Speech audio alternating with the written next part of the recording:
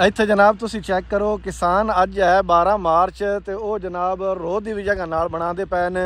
ਆਲੂਆਂ ਵਾਲੀ ਜਗ੍ਹਾ ਤੇ ਜਨਾਬ ਉਹ ਹੁਣ 1509 ਉਹ ਜਨਾਬ ਉਹ ਆਂਦੇ ਵੀ ਅਸੀਂ ਲਾਣੇ ਆ, ਕਿਉਂਕਿ ਆਲੂ ਵਹਿੰਦੇ ਪਏ ਨੇ ਤੇ ਉੱਤੇ ਮਕਈ ਲਾਉਣ ਦੇ ਪੈਸੇ ਕੋ ਨਹੀਂ।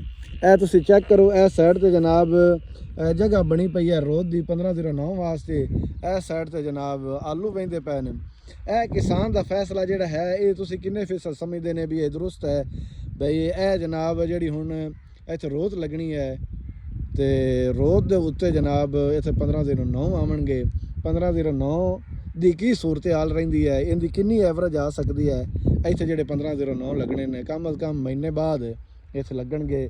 15 ਮਾਰਚ 15 ਅਪ੍ਰੈਲ ਤੱਕ 15 ਅਪ੍ਰੈਲ ਤੱਕ ਜਿਹੜੇ ਇੱਥੇ 1509 ਲੱਗਦੇ ਨੇ ਉਹਨਾਂ ਦੀ ਕੀ ਸੂਰਤ ਹਾਲ ਰਹਿੰਦੀ ਹੈ, ਇਹ ਸਾਨੂੰ ਕੁਛ ਤੁਸੀਂ ਕਮੈਂਟ ਜ਼ਰੂਰ ਦੱਸਿਆ ਨੇ।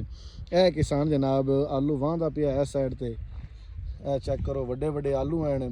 ਨਤੀਜਾ ਹੁਣ ਇਹ ਹੀ ਨਿਕਲਿਆ, ਜਿੱਡੇ ਵੀ ਵੱਡੇ ਆਲੂ ਜਿੱਡੇ ਵੀ ਸੋਹਣੇ ਆਲੂ ਹਨ ਉਹ ਜਨਾਬ ਇਹਨਾਂ ਨੂੰ ਕੋਈ ਵੀ ਨਹੀਂ ਪੁੱਛਦਾ ਪਿਆ। ਕਿਸਾਨ ਨੂੰ ਮਜਬੂਰਨ ਜਨਾਬ ਵਾਹਣੇ ਪੈ ਰਹੇ ਨੇ।